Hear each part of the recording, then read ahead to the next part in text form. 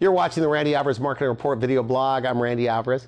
Today's topic, the Global Implantology Summit in Los Angeles 2018. With us, we have one of the founders, Dr. Shah. Dr. Shah, welcome to the program. Thank you for having me, Randy. Okay, so a little overview about this meeting. I mean, you're obviously very proud of it. You say that you built something that has never done before. You believe that you, and I'm just quoting you from my green room, have collected some of the best key thought leader speakers in implant dentistry all over the world. So over 50 doctors are involved in this. I guess more than 2/3 you say are specialists and successful in their own practices. So why don't you take it from here? So tell me a little bit about the advanced people, the people that have already been placing and restoring implants or placing implants for more than 10 years. What's in this for them?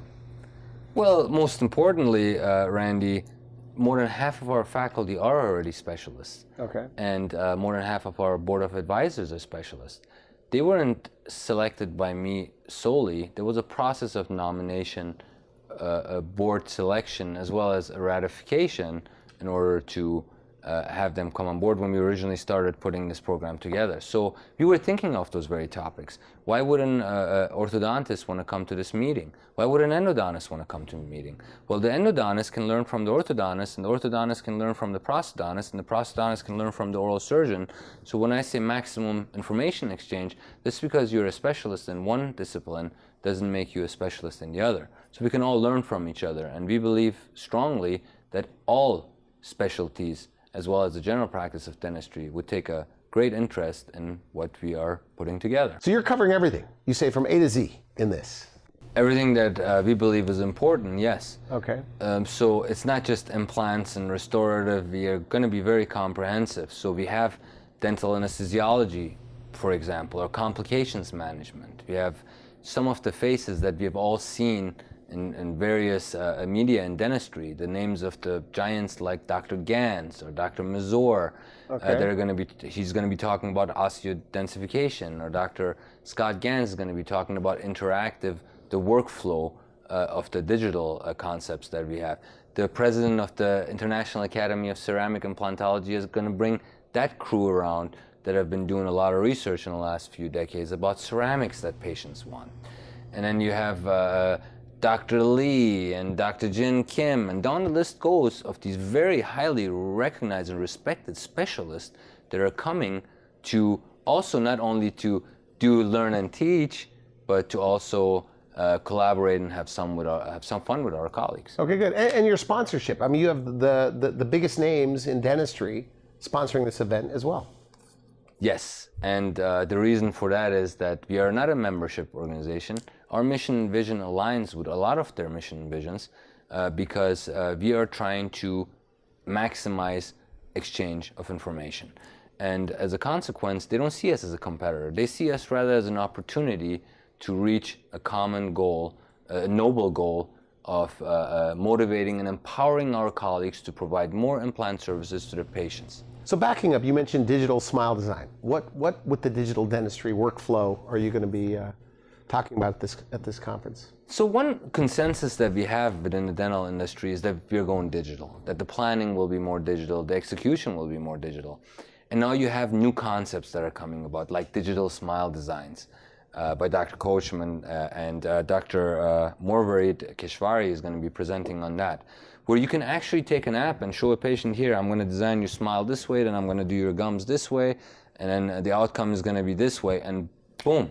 As you know, patient education is a very vital part of the process of sales as well. So we want to talk about those things. What are the new tools at our expenditures that we can use to facilitate the things that go on in our clinical setting?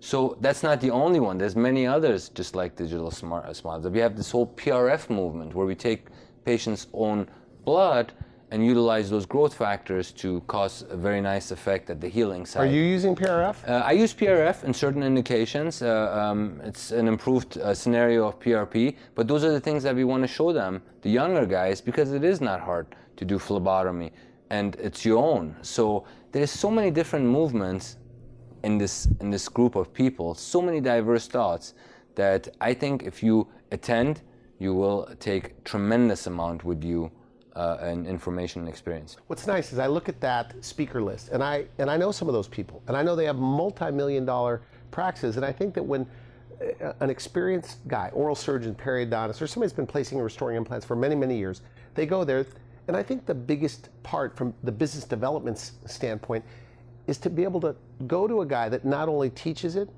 he walks his talk with a super successful practice, helping a lot of people. So I think that workflow, hearing about one guy's workflow and another person's workflow and the digital workflow, really gives them a chance to peek into the future, and they could kind of almost a la carte pick, like, I like that system. And Yes. because look, success leaves clues. So these guys, I'm sure, and that's the nice thing about a 50 speaker lineup, they're all going to share their personal workflow and their personal experiences, even if it's on the restorative or the surgical approach. I'm sure that they're going to be sharing this kind of information with them. You made a very, very, very important point. You're a specialist, you're in your setting, just like the patient that doesn't know about dental because they're out of the recall program that we discussed on the show last time. They're out of the system, they're out of the recall program. Some of these doctors, these specialists, these oral surgeons or periodontists might be out of the system, so they don't know. What do you mean out of the system? Out of the system means that they might have been too busy with life and haven't gone to many conferences other than something specializing in the field that they enjoy, right? Okay. So now you have over here companies building robotic arms and digital scenarios of how to put implants in, and we got a gentleman that is at some sort of a trauma conference. So why would a specialist want to come to that? Because at that conference, that specialist is not going to get exposed from all the new technologies and techniques that might be going on in implantology, but we can offer that. Same with the orthodontist. Is there more of an emphasis for the specialist on the restorative part? Obviously the prosthodontist gets that part, but I'm talking about the oral surgeon, periodontist. Will there be a lot of emphasis on the restorative part? Because that seems to be the newest trend. I mean, I have oral surgeons that come on this program, and the periodontists that come on this program that are really getting more involved in that end result, the looks, the aesthetics, and of course the function, how they're eating and chewing. Will there be a lot of that at this course? So this is a very important point that you make, because when we are in a multidisciplinary approach with a specialist and we refer them a case and they send us the case back to restore, there's always, well, I should rephrase, there's not always a clear path to the end result. The oral surgeon is looking at the bone, I need to place it here, and the general dentist wants to angle it this way and angle it that way. And some use guides, some don't use guides in this whole process. So it's very important that we collaborate, that we synchronize our thoughts and ideas. And when the oral surgeon is the expert at surgery and the general dentist is the expert at restoring this, it becomes a very good scenario to swap and have the oral surgeons go to the restorative track and the periodontist and the prosthodontist, and vice versa, to cross-pollinate the vast amount of information that they can gather. But that would be the true vision, but we hope they go to both tracks, because at all times there's two wonderful speakers going on that are staggered, so we can maximize the flow between the two for those that want to get all of them, or at least catch the ones that they want to see.